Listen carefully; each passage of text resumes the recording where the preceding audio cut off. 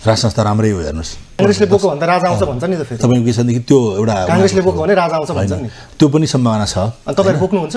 होइन, राज संस्था चाहिँ देशका लागि जरुरी छ हेर्नुहोस्। तपाईँहरू बोक्नै नबोक्ने त जरुरी छ भनेर होइन, नेपाली जनताले बोक्छन्। कांग्रेसले बोक्छ बोक्दैन? नेपाली कांग्रेसले बोक्छ। शेखर पक्षले बोक्छ बोक्दैन? होइन, पक्षले भन्दिनँ म अहिले। गगनजी गणतन्त्रवादी मान्छे, उहाँले त विशेष महाधिवेशन त्यो ल्याउनुहुन्छ भन्ने कुरो कल्पना पनि गर्न सक्दिनँ म। गगन थापा चाहिँ राज संस्था विपक्षको मान्छे हो उहाँ सुरुदेखि नै होइन। त्यो बालेन शाह रवि लामिछाने भन्दा गगन थापा धेरै अगाडि हो। होइन, तपाईँले अहिलेको अभिव्यक्तिलाई हेर्दा होइन, बालेन शाह रवि लामिछाने भन्दा गगन थापा धेरै म्याच्योर हो, धेरै राजनीतिक व्यक्ति हो। रवि लामिछाने सहकारी ठगीमा पर्नु भएको मान्छे र अब चाहिँ बालेन शाह चाहिँ त्यो हाटुट गरेर आएको मान्छे, अर्काको विरोध सिंहदरा जलाउँछु भनेर ढाडुट गरेर काङ्ग्रेस एमालेका नेता गाली गरेर आएको मान्छे र एउटा नेविसङ्घको राजनीति गरेदेखि एउटा मेच्युरिटी भएर आएको मान्छे फरक पर्छ। बालेन र रवि लामिछाने तपाईँको मिलेको अवस्थामा काङ्ग्रेस चाहिँ फुट्ने भनेपछि गगन थापाले टिकट बाँड्नका लागि मात्रै महाधिवेशन गरे। त्यही देखियो। शेरबहादुर देउवाले टिकट बाँड्ने हैसियतमा हुन्थ्यो भने तपाईँहरूलाई पनि एक दुईवटा भागबण्ड तपाईँहरूलाई पनि हुन्थ्यो। अब गगनले टिकट बाँड्ने भइसकेपछि त भागबण्ड त गगनको मात्रै हुने भयो, अरूको नहुने भयो। होइन,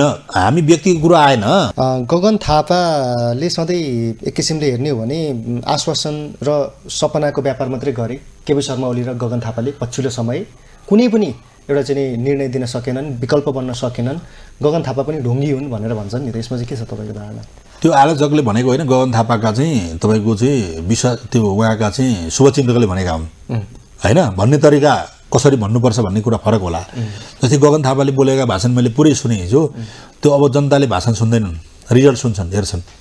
गगन थापालाई पार्टी सभापति बनाउन महाधिवेशन जरुरी हो र?